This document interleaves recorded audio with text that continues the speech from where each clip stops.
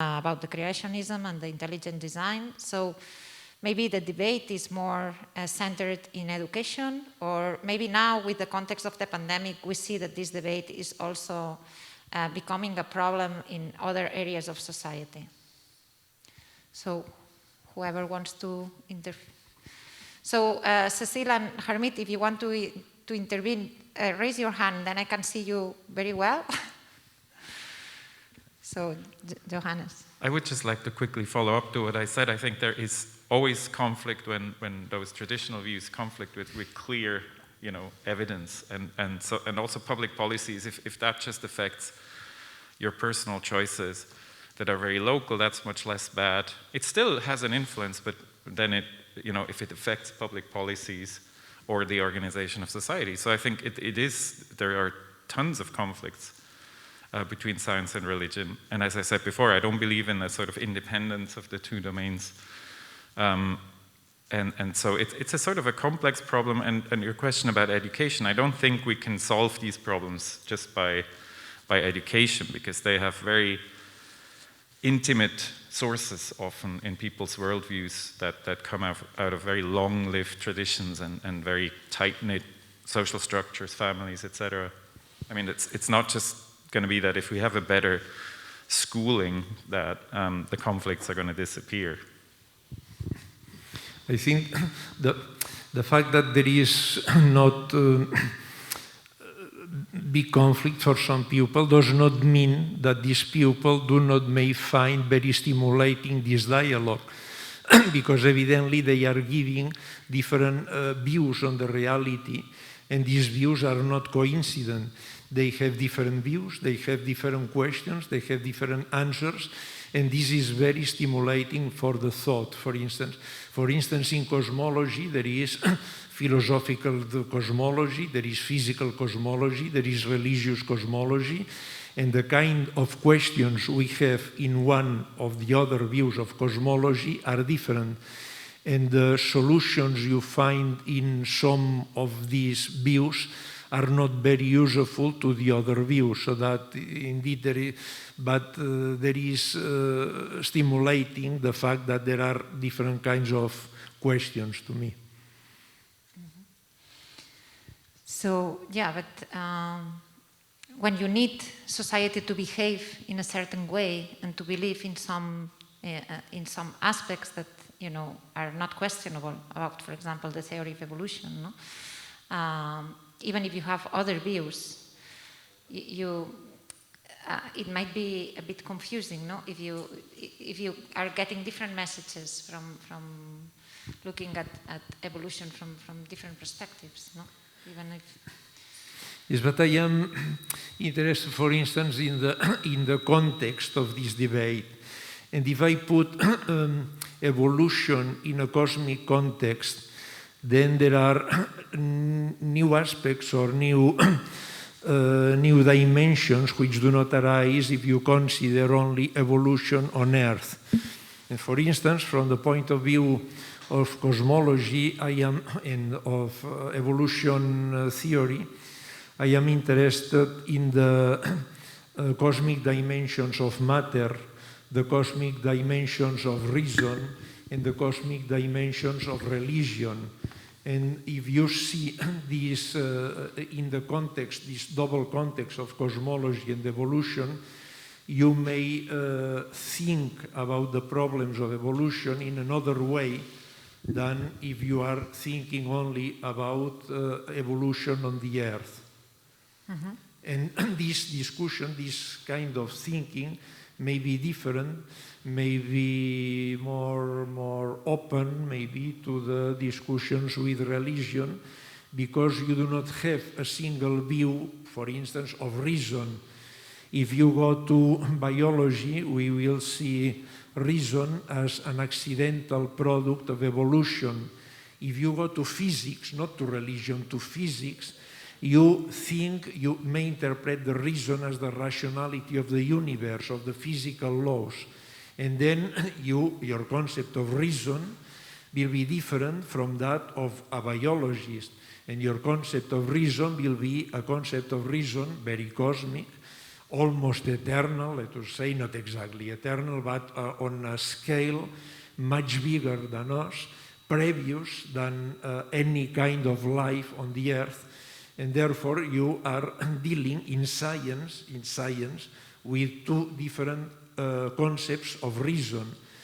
Maybe if you are closer to this kind of view of rationality of the universe, maybe you may get closer to a religious view than if you start with having your concept of reason closely related to evolution. Maybe I can just jump in here. I think one of the fundamental disagreements between religion and science broadly defined, but certainly evolution, is there are two sort of things that are really important. One is, of course, that science, if you sort of ascribe to the Karl Popper view of falsification, it basically agrees that scientific knowledge is provisional. The best we can do is what we know at the moment. It's constantly being refined, it's constantly being tested, parts of it are constantly being refuted and falsified. And if you are any scientific field, you are subject to that scrutiny, and you're subject to very important paradigms that are fundamental to your science being upended. We see that again and again. We saw that with Oded Rakavi's talk with epigenetics and transgenerational inheritance. And that's a self-correcting process of science that is really important for the process. And you could not necessarily consider evolution as a scientific field if it was not constantly subject to scrutiny and to many important tenets being overwritten. We can think about the neutral theory of molecular evolution as another great example, where moving from the sort of very adaptationist perspective that Darwin had espoused to the perspective that a lot of evolution just happens to happen, not because it was driven to a certain cause, but it was sort of driven by contingency. The other sort of related aspect to this is that if you ascribe to the view of falsification, you also have to ascribe to how do we deal with dissent. In science, dissent is always agreeable and in fact a desirable outcome. It's not always pleasant, because debates can get people can get personally involved, there are personal stakes, etc. But nonetheless, it is a self-correcting, the evolution that we know of today, the evolutionary theory we know of today is very, very different from the evolutionary theory that Darwin had espoused, and it has gone through many epochs of renewal and testing, and that's just part of the process. These are all things that are not necessarily true in religion. In religion, we basically have one sort of static set of terms, a static sense of how the world came to be, etc. And that becomes a problem because suddenly the facts as they were laid out in religious texts are completely at odds with what we know from science. And suddenly we have to invoke metaphors and non-literal meanings, etc.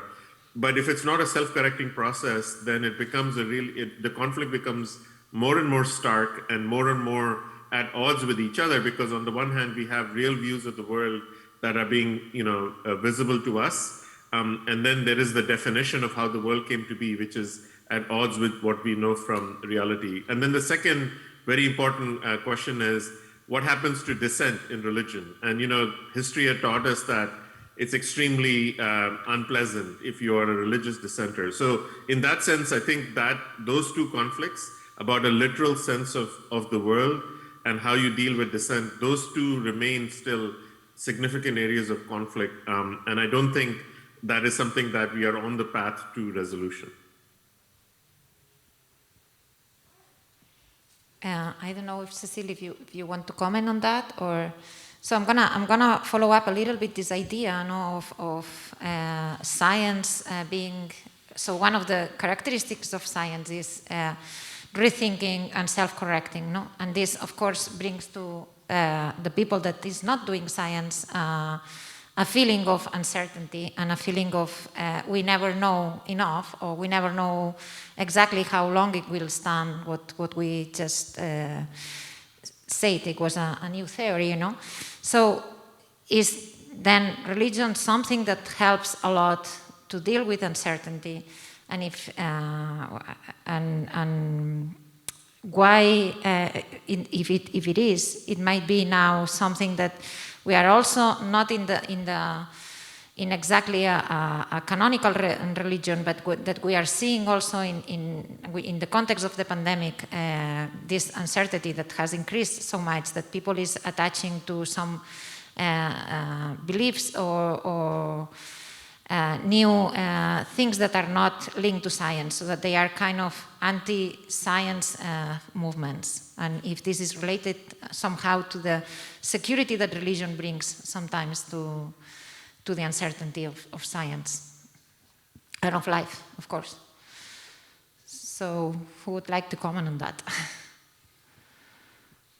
Maybe I can jump in really quickly, since I don't see hands raised on stage. It's hard for me to tell, but please stop me. I will just say that this internal kind of peace or sense of self and the conflict with science, this is absolutely true. I think which is why this is not necessarily a debate in which there needs to be a winner, because I think, as it was already pointed out, that your metaphysical sense of where you are is deeply tied to your mental well-being, whether you associate that with stress hormone levels, etc. There's actually really great studies done where I work at a cancer research center, and we know that there is an important aspect to prayer, whether you believe in atheism or religion, it doesn't matter. But it's absolutely true that when patients are given access to religious advice, the ability to pray, etc., they have really good outcomes, even if they're given exactly the same treatment. So your sense of peace, your sense of well-being is deeply tied to what you believe metaphysically. Whether that has scientific underpinnings is kind of irrelevant, because it is essentially your state of well-being. And it's quite likely, in fact, that a lot of religions, as they first evolve, actually evolved from this need for self-being and a need for self-peace that actually came up. So which is why I think, I don't necessarily ascribe to the view that some of my colleagues have, which is that science and evolution are so deeply opposed to religion that we should basically choose one or the other. Because, when you do that, you are extricating, two parts of the self to be in conflict with each other, which is not always a pleasant thing. And people struggle with that. And I would ascribe that you don't need to struggle with that. What I do think, though, is that the factual nature of science, as we are basically seeing that play out right now, and the factual nature of viruses evolve and faced with challenges, there is really excellent theory. There's a predictability about evolution. What we don't do very well with, just like with medicine, is I can't necessarily tell you that this medicine is going to work, 90% of the time or 100% of the time. There's an uncertainty associated with that. And that uncertainty bothers people, but that's why they feel like the certainty is probably a really great thing to have, even though that certainty may not be necessarily grounded in reality either. So the question is, are you the kind of person who's willing to deal with the uncertainty? If you play the stock market, you're basically dealing with uncertainty all the time. Science deals with uncertainty of a different kind, which is we recognize that based on the facts we have, this is the best we can do. Epidemiology is an excellent example of that. But the facts can change really dramatically. I mean, before the Delta variant of the SARS-CoV-2 virus came out, we had a certain prediction of how the pandemic would play out, and that was completely upended by 2 amino acid mutations that occurred, which evolution would have had essentially really warned us about, that there is a real potential that this virus is going to evolve. And it's the same uncertainty now. We don't necessarily know that Delta is the last, chess move that the virus is going to make in response to the vaccination strategies. But this is the best move we can make with the knowledge we have in hand. That's where the certainty-uncertainty debate becomes a little bit asymmetric, because on the one hand, I have uncertainty that is grounded in reality and it's self-correcting. On the other hand, I have certainty, but I don't necessarily have that necessarily grounded in facts. But both are important, because you cannot actually live in this constant state of uncertainty. And so a lot of people, rightfully, I think, are leaning towards something that gives them a sense of peace and well-being. And I would argue that we have grown up, we have evolved with that for many generations, because that was actually really important to our state of self. And just like eliminating that by eliminating religion from our life really has the potential of doing great harm, even though we are doing it with the reason that we are actually going towards a completely fact-based society. Yeah. So if I can maybe reply and push back a little bit on that, I think, so I said before that science is not going to replace religion, but I don't think we need religion for that sort of practice. So you can see that different religions already deal very differently. A Taoist will deal with uncertainty very differently from a traditional Catholic, for example. That's for sure. And so you can have some, what you would call spiritual psychotechnologies. I like the work of Jou Mirabent on this, that do the same job, sort of dealing, facing an uncertain world. And there I would like to add that I see it, the conflict mainly as one between a dogmatic worldview and a sort of pragmatic worldview. So you can have the illusion of certainty, or you can just try to settle with the uncertainty that life brings. And so for example, I think a lot of people who do popularization of science do this.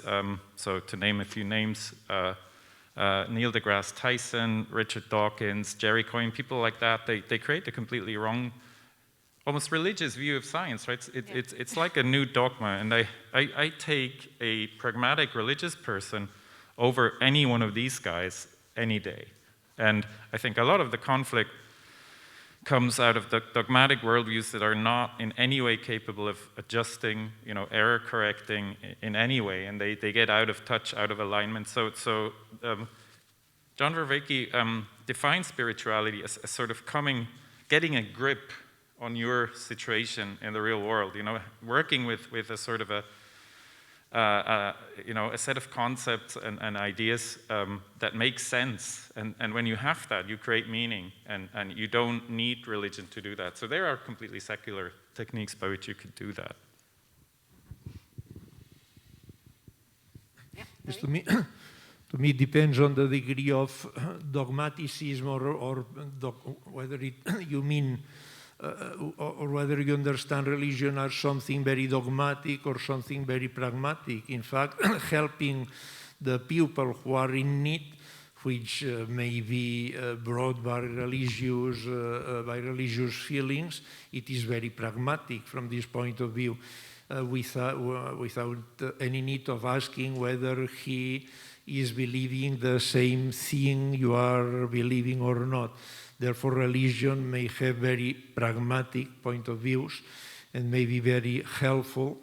And on the other side, if it turns to dogmatic aspects, may be a source of conflict. Therefore, there is a different kind of how do you live a religion, how do you understand religion, which you may find a conflict, or you may find something for a dialogue, not for coincidence, but for a dialogue. I think religion is useful because it has been thinking about many things of human problems for many years, and he has found very nice and deep ways of expressing these problems, for instance, maybe not answering them, but for questioning these problems.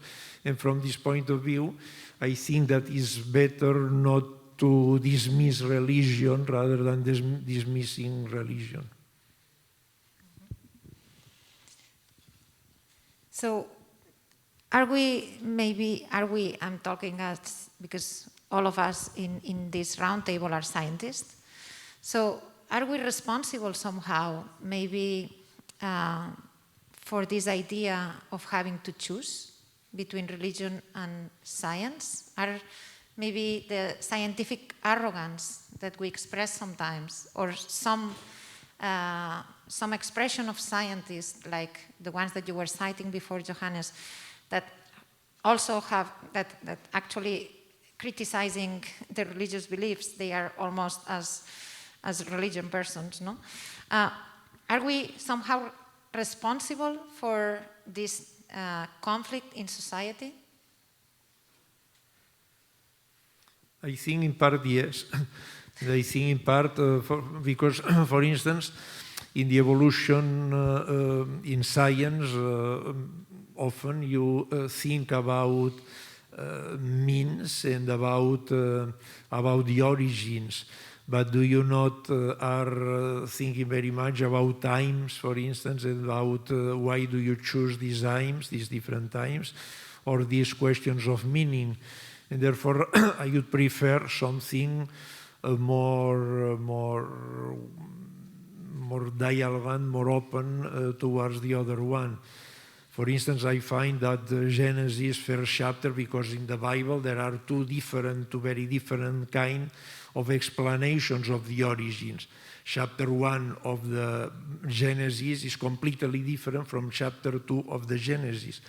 And therefore, chapter 1 of the Genesis is a very elegant from the literary point of view and from the mentally organization of information about the origins, but of course it is not our view. But you can admire the concision only in 3 pages, making a very well structured description of how could have been the origins. And sometimes one neglects these symbolic, these literary values of these explanations, of these scriptures, of these texts, and the other people feel hurt because you are dismissing something which is important for them. But if you are interested in a poem and you want to discuss his literary metaphors, for instance, from a scientific point of view, you will see that most of the metaphors are completely nonsense. And this would be a rather stupid thing of making a literary analysis of metaphors basing only on science. You must have a wider view, a more open view. And I think the situation is similar with religion. We may not be a believer, but there are intellectual values in this kind of dialogue, in this kind of symbolic interpretation, in this knowledge of history, which may be of interest. For instance, there are very few scientists who know that, in fact, there are 2 different kinds of explanations of the origins in the Genesis, and that the older one is the 2nd chapter, and that the most modern one, let us say, is the 1st chapter, which is some 300 or 400 years later than the 2nd chapter. And there are many things like that if you know, then you may read with more, you may be more cautious, and you may examine from a more literary point of view this kind of old explanations.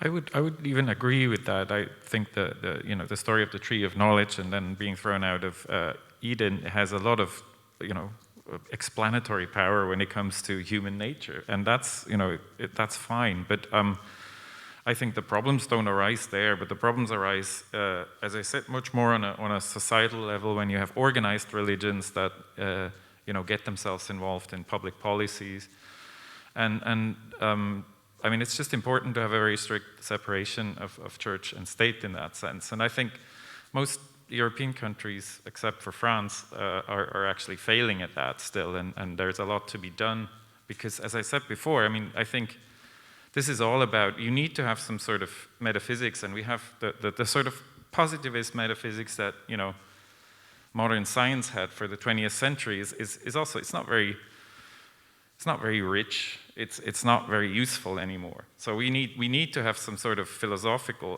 We need a new philosophy that is metaphysical. And I want to know from everyone who does science, what is your metaphysical belief? Even if you're a positivist and you claim you have none, then I know exactly where I'm at, because that's just not true. But I think it's much broader than a question of whether you want religion or not. You need to have some sort of worldview to make meaning in the first place. And the conflicts arise where you have traditional systems of meaning-making that are completely outdated, and that doesn't only include religious systems. I think it completely includes the positivist view of science, just like, we have no metaphysics and it's all just about the facts, the kind of thing Richard Dawkins would say on any odd day. That's just very poor philosophy and a very poor foundation for having a society. So you can pick the stories out of the Bible that make meaning to you, but if you read those stories too literally and you try to implement, I think we would all agree, if you try to implement social policy on that, or environmental policies or whatever, then that's just not a good thing, because it's clearly just outdated metaphysics, basically. That we have a lot of metaphysical baggage that we need to not get rid of, but transform in a very radical way the next few decades if you want to survive on this planet, to be quite frank.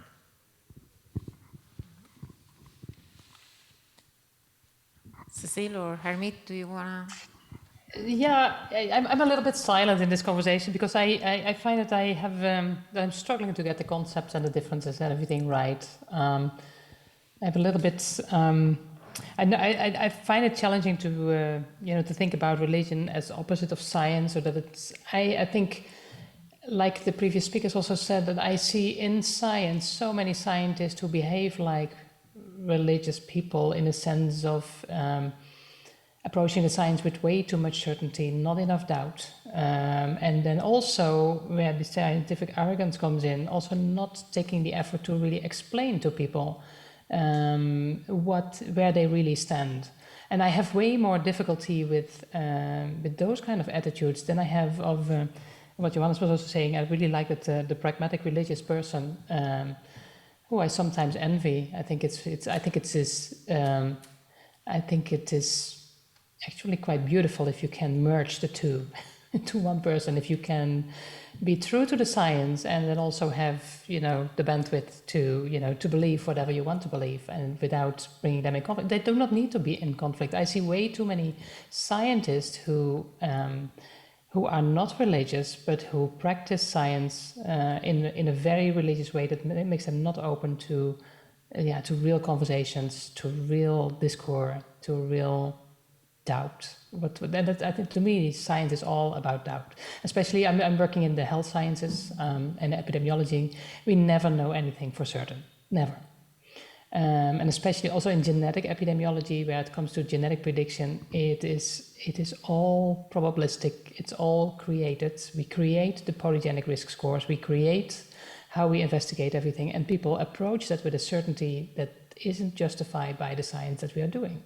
And that is where I find religious belief, even though for me it's detached to the religion that we are talking about, I find those kind of religious belief, like believing that we are doing the right thing without further explaining, I find it way more challenging to deal with than the religion that we're discussing about.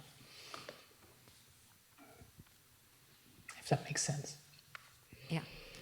So I think we and here in the context of this meeting, I think we are more concerned about the theory of evolution. So not just science as a wide, but the theory of evolution and religion itself. And so somehow connected to what we were saying about scientists taking or making this idea to society that maybe you have to choose between one another, and how the theory of evolution is specifically polemic when trying to reconcile with religion. Do you think that the reason behind that might be because there is this feeling that science leads to no morality in society, or science doesn't leave way for room for a code of ethics and towards a more ethical society, while religion is very clear on that? So what do you think about? Well, it may be one of the reasons, but because in science you may study, for instance, 5 years or 10 years of physics, and we will have any relation with morality, for instance. The only morality is saying the truth, for instance. This is a kind of morality, at least. But from the point of view of application, it is not stems from science itself. How should you share this kind of discoveries and things like that? But I would not say that science does not leave place for morality. I think it leaves many aspects of morality, but that they are not exactly derived from science. They come from other sources, and it is good for science listening these other sources. These other sources could be religious, or could be economical or sociological, not only religious. It could be, of course, other kinds, but they do not necessarily arise from science itself. And therefore, when people are asking for applications, for instance, in our society, if you go to a technological view, you will be said that more technology is needed in order that people live better. But from the moral point of view, one would say, if I had no more technology, with the technology I have, people could also have much better lives if a different kind of morality or sharing this kind of economic possibilities, of technical possibilities, for many people, life could be much better than now it is. Therefore, only a technological point of view, the problem is that you may enter into a kind of race in order to find more and more things faster, more efficient from the technological point of view, but not how these new things may go in favor of many people, for instance, of people of underdeveloped countries, for instance. Harmit? Maybe I can just jump in here. I think it's also important to remember that what we know of as the dominant religious thoughts today are themselves the result of natural selection. There's a reason that they were successful, and they have been successfully embraced by so many people in the world. One part of it is that there's an internal resonance with what they bring in terms of a sense of companionship or belonging to a bigger cause that is actually extremely resonant, and then brings you a sense of what would be described as metaphysical kind of resonance with the world. The other is simply that they were just much more successful from a military standpoint, not unlike the kind of battles that get waged between different castes of ant species that are basically vying for attention and termite mound. It sounds kind of crazy to say this, but some of the bloodiest conflicts have been waged on the backs of religion. We sort of can see that in the grand sense of the world. So this is as much about imposing one's sense of morality on somebody else as it is about embracing your own resonance with your sense of morality with the rest of the world. And this is not to say that science and evolution has been completely guiltless in that regard either. I mean, the whole field of eugenics was formed on the basis of very strong scientific belief that there were different classes of people, and one was superior over the other. And in fact, that was the dominant thought until very recently. And there are parts of the world where that's still the dominant thought, unfortunately. This is not to say that one party has more authority to claim kind of a sense of morality over the other, because the point of the matter is, on an intellectual sense, I think there is a lot more to offer from a religious point of view, because again, that resonance is really difficult to achieve without the sort of appeal to a greater sense of self. On the other hand, the practical standpoint is that that when it becomes prescriptive, and when you sort of how you deal with people who do not espouse to your point of view, there often are not dramatic differences here. I mean, it is as much about military conquest and about the appeal and spread of your ideas over everybody else. Often, with extremely bloody consequences. So, one of the ways is to reconcile is that how do you feel about religion or God or metaphysics yourself? And how would you like your neighbor to feel about these? And would you like to prescribe your views to them? And unfortunately, we are living in a situation where we do need to ascribe to a common view of public health, and here conflicts are becoming very stark because people are not willing to let their own beliefs about science be prescribed to others, but it is not actually any different than your own beliefs about religion being ascribed to others. So in a sense, I would say there are stark differences, but then there are also similarities that both religion and evolution would like not to talk about so much because it is uncomfortable. I would maybe partially agree with that. So I would still say we have to point out that a vaccine mandate, as it's just been implemented in Austria, is something very different than all of the country's schools being Catholic by law. So that's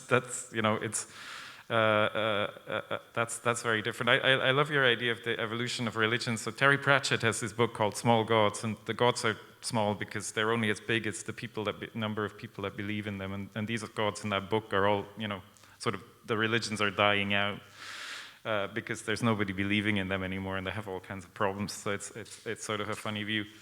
And of course, if you look at religion and cultural evolution, it played, I want to come back to this sort of worldview.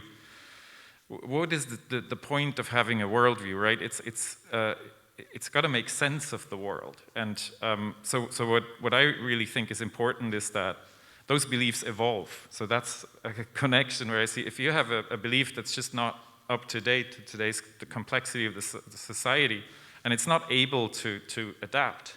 I'm using evolution very metaphorically here, of course. So then it should be open to debate whether we should still use it or not. And so I think it's not quite true that evolution doesn't have any influence. I mean, Costa said today it's actually better. There is evidence that if you present it as evolution doesn't force you to choose to be atheist. That's clear. So you don't have to choose that. It does have, but to claim it doesn't have any influence, I mean, it does explain a lot of things that were, explained by religion earlier enough, and that's what makes it obviously so controversial. I mean, the reason certain scientific theories are controversial is they impinge on domains that were dealt with by other metaphysical systems in the past. So the idea that those are completely different, they're different aspects and you have to treat them differently, but they're connected, and if they lose the connection, especially if your worldview loses a connection to reality, I mean, that's never a good thing. And I think for a lot of sort of traditional views, including, again, I'm saying that 20th century scientific positivism, this is an outdated model of the world, and it's just not useful anymore in the 21st century. So we need to make meaning of, make sense of the world in different ways. And I think we absolutely 100% need science, but again, metaphysical questions are different, and so you need to come up with some metaphysical system, whether it's religious or not, continues with a traditional religion or not. I really don't care. I just care that it can adapt to the current situation. If it does that, then it's fine, and I mean, that's a little complicated, but I think it can be taught to people that's, I mean, it's not rocket science, right? It's just like we have to have an adequate view of the world that fits the world we live in order to be able to survive. We don't, right?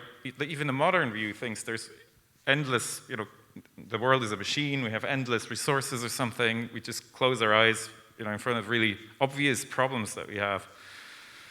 And so the question is not science or religion. The question is, can we come up with worldviews? Because I don't just want one worldview on the world, I want a whole diversity of evolving worldviews. And can they be made more adequate for people living in this century, basically? And I think evolutionary theory may have something to say about that. I don't know.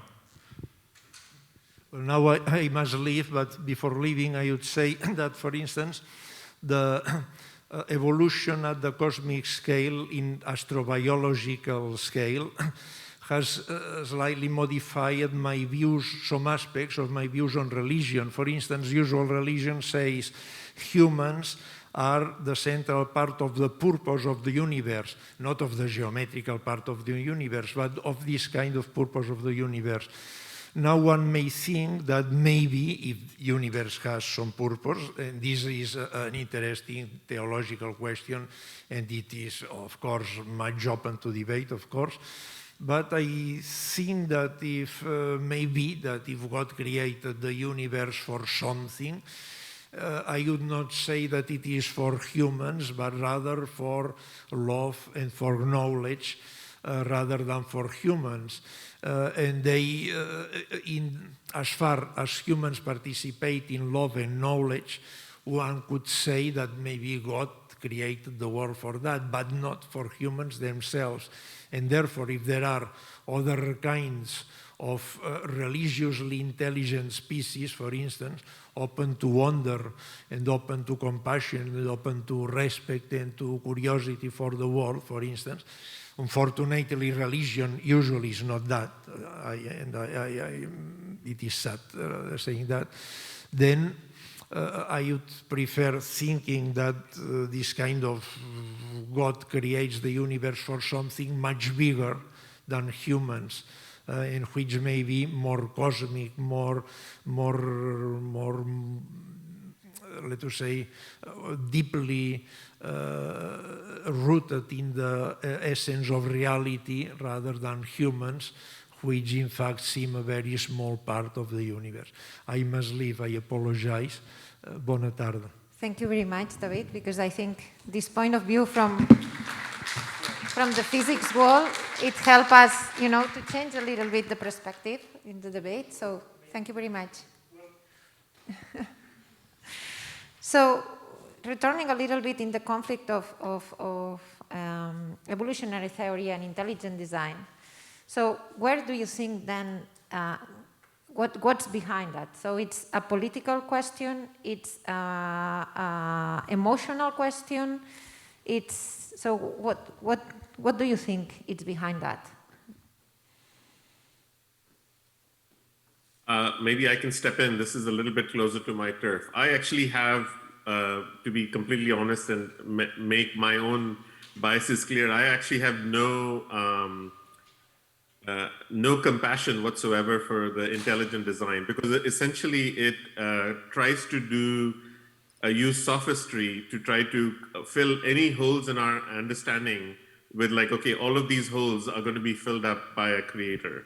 It's essentially extremely poor science because it does a poor job of displaying what evolutionary theory is and isn't, and then tries to fill up all of those made up holes with what it says. Well, this is clearly the aspect of a creator. I think it shows a willingness to sort of falsify what is the current sort of state of the art, and therefore is not sincere either as a religious or as a scientific field. So I feel like a lot of the, and unfortunately there are not that many proponents of intelligent design. There's getting fewer and fewer now because it's very, very clear that there is not like a huge place for intelligent design. This is completely different than what we've been discussing about a need for a metaphysical self and an understanding of the world. This is about a literal understanding of the world and how much do we need to invoke a creator to sort of fill in these gaps, because I actually see there are no gaps.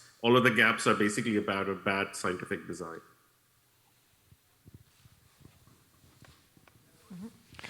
I would, I think it's a weird thing, intelligent design, right? I mean, because it's a total non-solution. I mean, you just throw a word at people, and I think that's what I meant before when I said the illusion of certainty or the illusion of knowledge is always much worse than facing the gaps that we're limited beings, and to think that we can understand the whole world is absolutely absurd. It's not a rational stance, actually. So then, if you take that stance, then it's clear to you that there will be mysterious things that you can't explain, and there's a lot of sort of space for a lot of the need is that people have for religion, I think, comes from that acknowledgement that the future is full of possibilities, and the world may be better maybe than the one we live in, and then we tend to escape into transcendence or something, and that's just sort of like you know, you play too many video games, right? I mean, it's the same thing. You just try not to face your problems. And there are religions, especially Eastern religions, that have very different techniques to face reality already for thousands of years, right? I mean,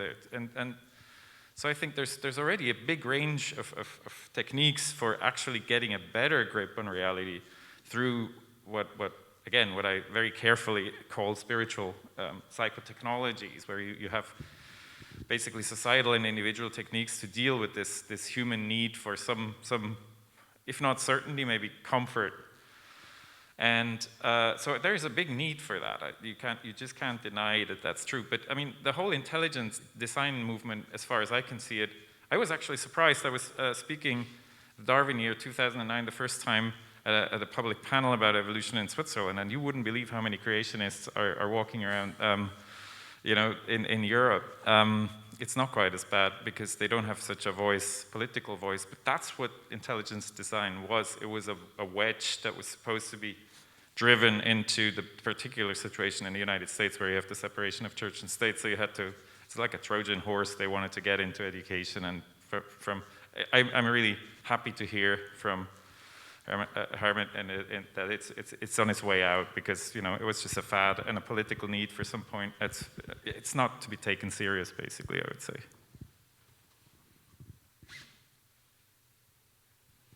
Okay, so now we will, you know, open the turn for questions if anyone wants to comment or ask something. So there is one here. And one there.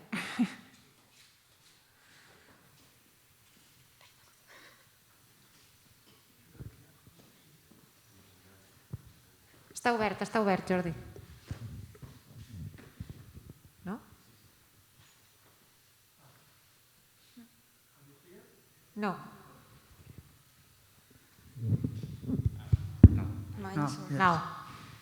So I decide just to give 4 bullets, very short, because I think that you agree too much. So I try to put some diversity here. First, this is not a theoretical debate. This is a very practical debate. Remember that science and evolution have raised only because they were able to fight religion. The idea of religion was to avoid having science and evolution theory to be propagated. The second thing is that the debate or the conflict, I think, is deeply rooted. It cannot be avoided. Historically, God was what we don't know, and science is changing what we know. So by knowing more, we are changing the idea of God. So obviously, this is a conflict that will always be here. The third thing is on the methods that you were saying about giving a view on the world. Science, religion doesn't want to give a view, wants to give a sense. And for that, it does not need proofs. And science and evolution has to work on proofs. That's why it's provisional. I remember once a creationist saying, God created the world as if it had evolved. So in front of that, there is nothing you can say. And the last thing, you were talking about the practical sense of religion. But that for me is the same as a placebo. So if the world has not a sense, but you take a placebo that suggests it has a sense, it can be useful. But us, as a scientist, are in favor of placebos? Could you hear well the comments? Maybe, I mean, Dorothy, I do agree. I said outdated, you know, we should discard outdated views. And those religious views that they're very common, that you just quoted, that those are discardable. We should get rid of them because they have no updating mechanism to adapt to, you know, to get a grip on reality. I think they don't work anymore.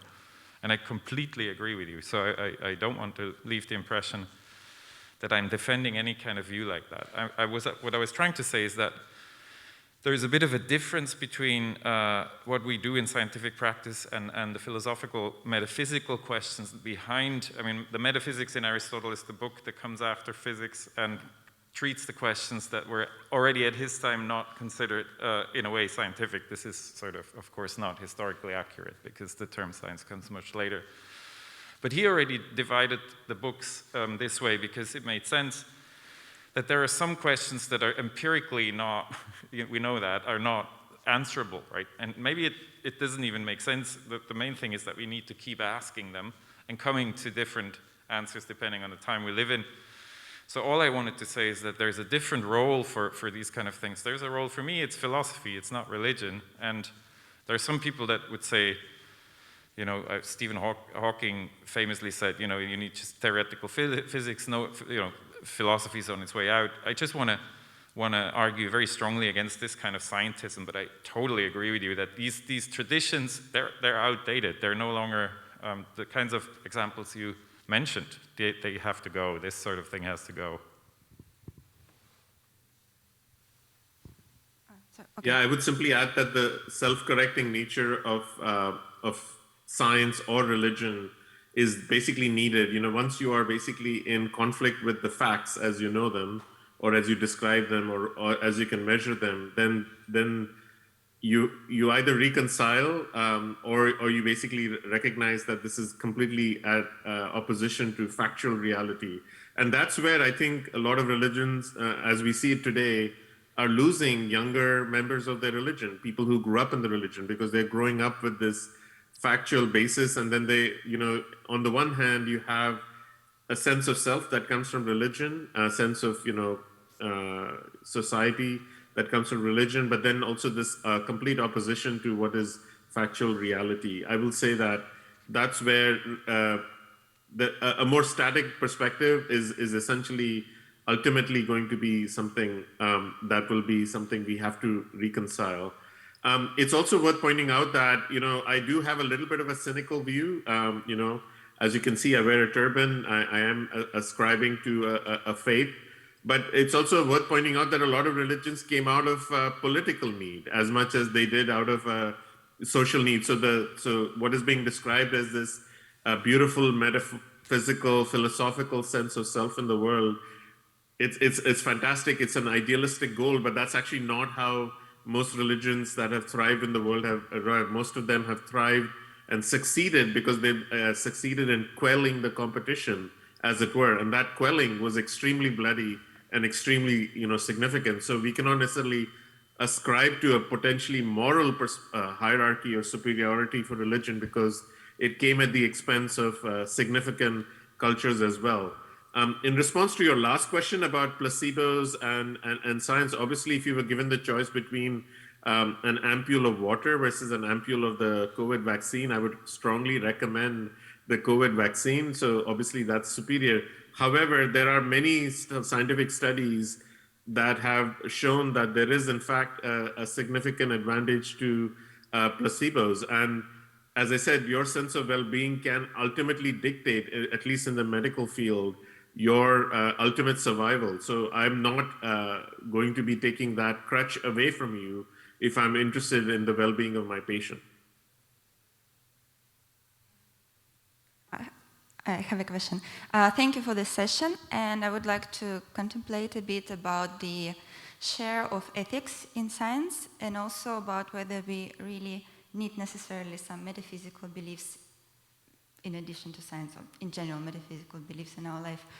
Because I think science, besides advocating for the equality of diverse minority groups which we have in society, it also helps us to understand how appearance of all the global ecosystem we live in now on our planet went and resulted. And it makes us understand that we are just part of this ecosystem and we depend on it deeply. And as a result, we also, with the help of science and study of evolution, understand that we should respect not only each other, but also respect each part of our ecosystem, every living organism. And I think it bears a lot of ethics and a lot of morality, and it adds up a lot to the religion, because religion in most centralizes only on the humans, and it disregards also many other lives which we share this planet with. So I think religion also needs science to aid in these ethics and moralities to their religious values. Thank you. So if I don't want to take the time away from anyone, but so yes, you have a metaphysical belief. Human beings cannot live without metaphysical beliefs because you just don't know everything about the universe. So some of the beliefs you have are not empirically testable or sound. But so a lot of people quote David Hume when he said, you can't derive ought from is as sort of that you cannot have any sort of, that science does not have anything to do with our ethics, and that's just a deep misunderstanding of what he meant. What he meant is that you cannot derive it, which is an automatic procedure, but facts obviously have to inform your ethics completely. And so I can only say that an evolving, morality that has to adapt to changing circumstances has to be informed, not based 100%, but informed by empirical facts, right? And as you say, sort of worldviews that go against sort of stewardship of the planet and trying to preserve our future are just, obviously they're self-terminating, and I hope that we all agree in this room that and elsewhere that we want to avoid that.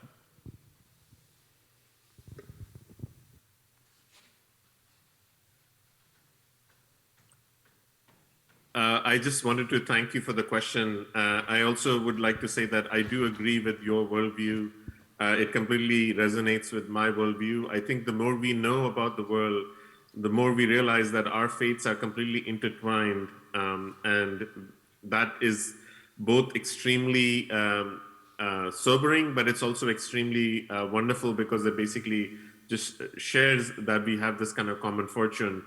More and more, actually, now with the climate change being one of the, really the biggest challenges that we face as a planet, it's actually clear like our fates are intertwined in ways that we cannot reconcile. However, if you've been paying attention to the, our political leaders and, their influences on, their promises for what they're going to do in terms of climate change, their evolution has a lot to teach you, because it's that sort of, that sense of global good is not necessarily the driving principle that makes things work in evolution.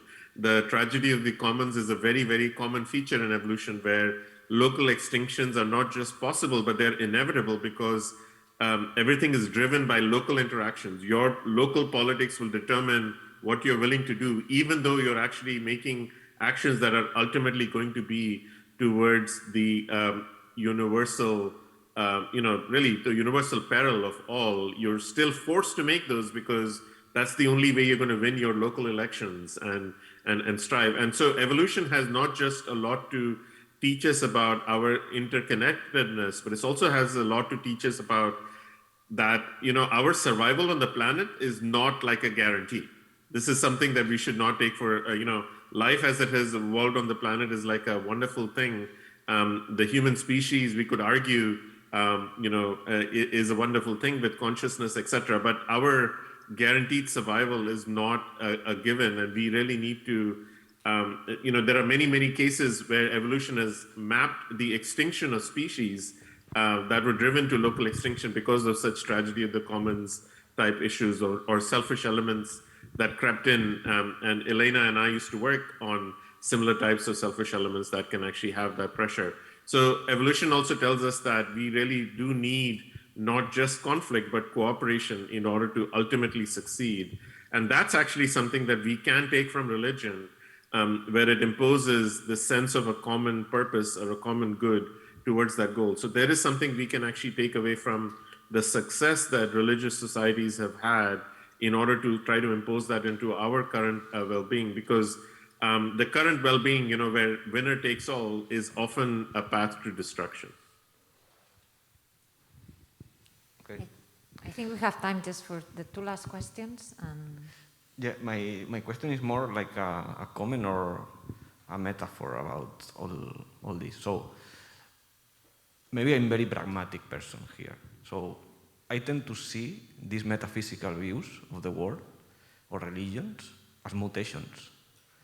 And then you have science, you can see science as an evolving process. And you have all these metaphysical views that are connecting dots. And maybe these dots that they are connecting are wrong. I mean, they are not doing the right connection. But then you need all this diversity to propose hypotheses and to reach fixation at the end, which is how you make progress, by having ideas that get fixed in the population, and then from there you can keep evolving. So for me, the conflict, I don't know, I see all these religions or all this as a source of diversity. So for me, it's not like something that I don't want to have as a scientist, because I understand that not everyone wants to be a scientist. So as a scientist, I see that it's good to have religious people, and some of them maybe are scientists and do the right connection of two data points that we need. And that's all.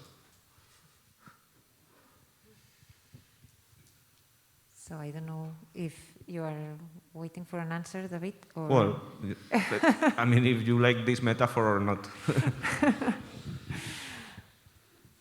And I would say to that, yes, diversity is good, but there are pernicious, noxious, old, outdated views that are doing a lot of damage, and so I like pluralism, but there are two pluralisms, right? There's what you could call an engaged pluralism, where you can say the different views, they contribute something constructive, and they do work, like in some way.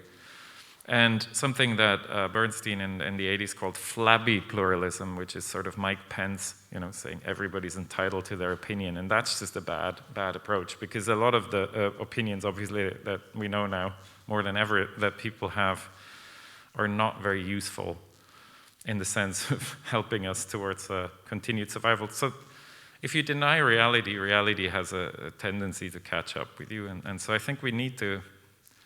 It's good to be tolerant, but only to a certain degree.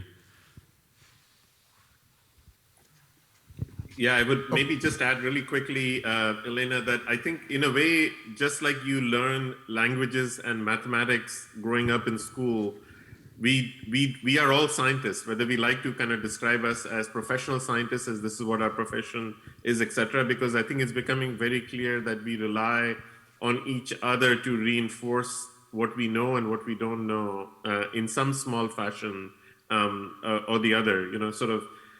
I think scientific literacy and the ability to judge what is good science versus what is basically something being sold to us, which is not very sound science. The ability to discriminate is actually an important skill that should be taught in schools. So whether you're a practicing scientist or not, I feel like you should have the proficiency to be able to see bullshit, sorry for using that word, when you see it, because the ability to basically see what is extremely poor science and a poor argument is critical to our citizenry, whether you're in a country or whether you're in the world. You really need to see it for yourself. And I think that is where society really needs to really put its foot down and say that we really need scientific literacy, and it is not at odds with religious literacy. We really need for our global citizenry to be scientifically literate. The bullshit is a technical term, and Harmit's colleague Carl Bergstrom has a really good online course and a book that's called Calling Bullshit, so check it out. And the very last question? Well, I will talk like, I will try to represent society, because I'm not a scientist, I'm not a religious. I'm a designer, not an intelligent designer. But what I say is that we're talking about if we need to choose or not to choose. But I would like to say, in the moment that most of the people who standing here became public persons. For example, it's a pity that David Jou has to leave, because I would like to see his answer. But okay, in which moment you draw the line between a personal choice, a personal feeling, but you're standing for something that is in society, has a lot of representation. I say because I grew up in a very religious society, And for example, there's a scientist who stand for Catholicism, for Opus Dei. When this Opus Dei, with this organization, which are very linked to movements that go against diversity. We were talking about diversity religion, but goes against diversity. They are super strict with the homogeneity. They claim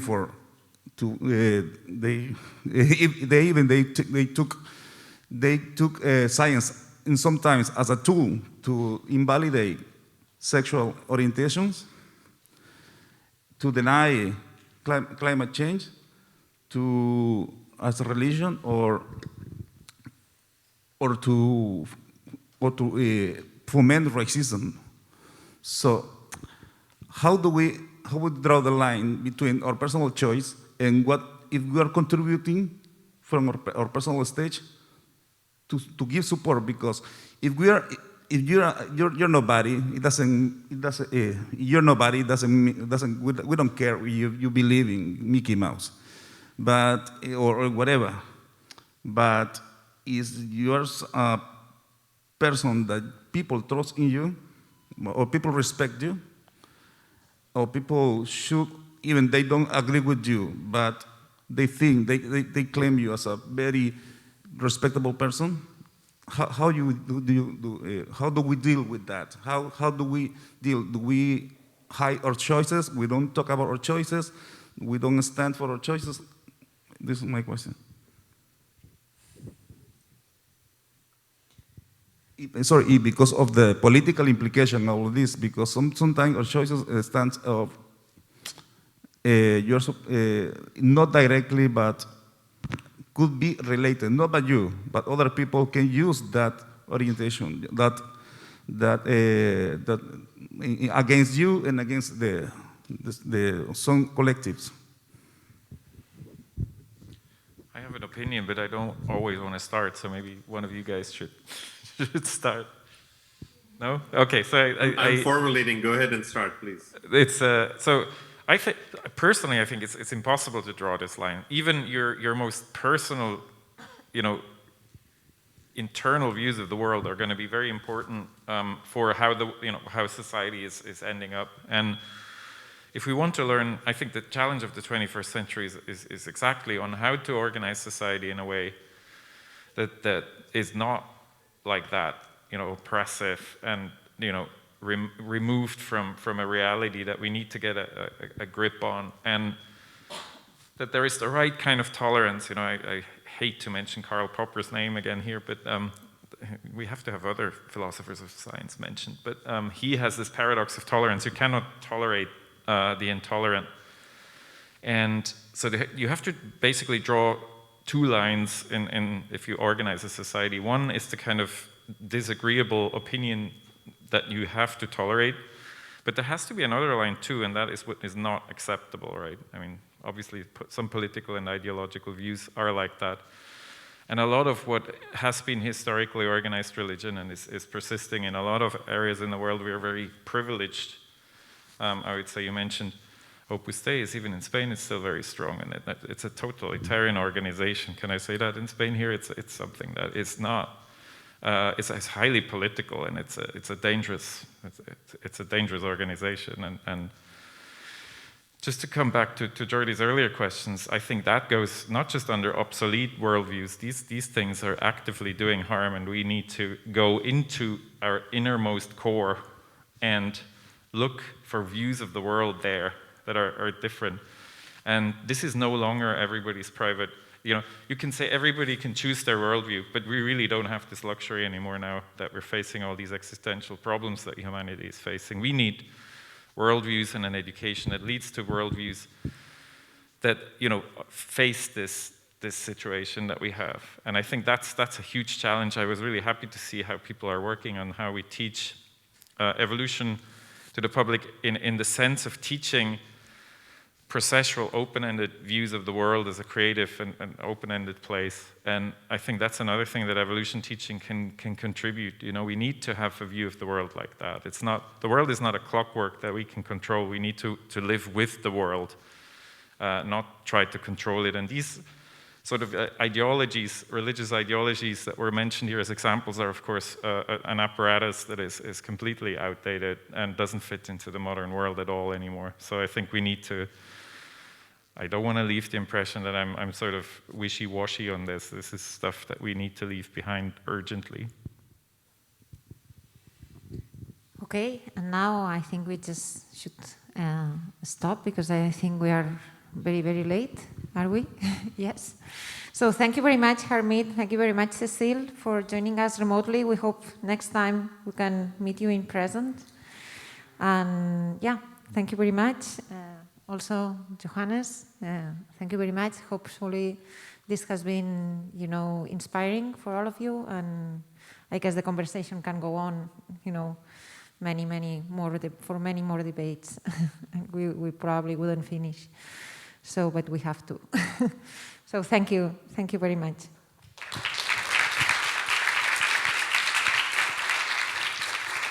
So now I just have, very, very fast, just thank you all of you for attending the meeting.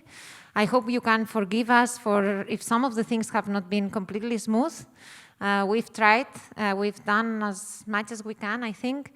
And I want to thank the other people that has organized the EvoKE meeting, the core team here in Barcelona, David Castellano and Roberto Torres, that is the heart of the meeting and of this project. And the other extended organizing group around Spain that has been really, really helpful, and without them we couldn't have made it. It's been almost a work of nearly 2 years, in January probably 2 years. And the amazing group of volunteers that have been, making everything as smooth as possible these days. So we are really thankful to them. And so now the meeting is not ending. I don't know if we didn't make the communication good enough, but there are activities. There is one very interesting activity at the Center of Contemporary Culture of Barcelona that is just a 15-minute walk from here, from Elizabeth Genav and Nuria Conde, that we're going to be talking about microbiome and the cities. And tomorrow is Evolution Day that we want to celebrate. And there is a talk for secondary students at 12. And then there is an activity of illustration, live illustration, scientific live illustration, improvisation. And also Lesla Husklo and Carola Ortiz are going to be sharing notes about creativity also at the CCCB at 7:30. So with the EvoKE tag, you are all, you can enter for free to these activities, and you can also enter for free to the Science Friction exhibition. So for the ones that didn't attend on Sunday to the visit, you can go and visit the exposition. So I think that's all. So, and I guess we should run.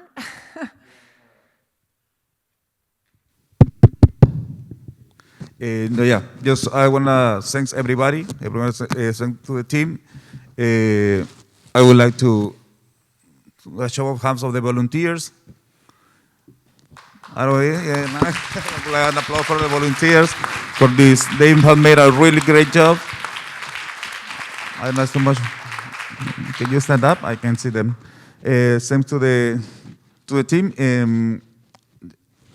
Wait, you want to say some?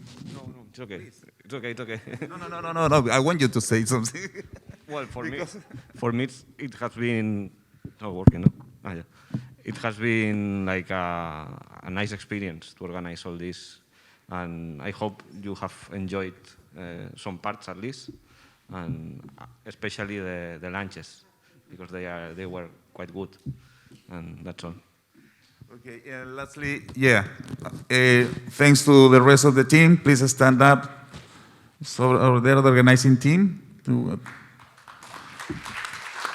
Can you stand up, show yourself? Emilio. Thank you. You really did a great job. I want to thank you, both of you, for the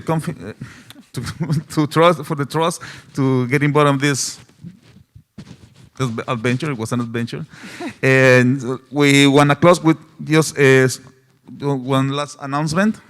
with Shanna, we'll give you some announcement and some has 2 things to say. Yeah, and just let me thank you, the Diputació de Barcelona, for letting us do the meeting here in this amazing building, and for all the technical service and helpful, that they have been really helpful and willing to help at all times. So thank you very much. Yeah, especially Nausicaa,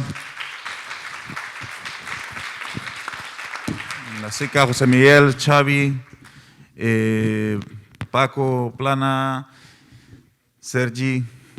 I'm missing so many many names. Teresa Zambola, who get interested from the very beginning, to Juan Echaniz, who was the very first, the president of, the director of Diputación, and who was the very first interested in this, and he offered immediately their support.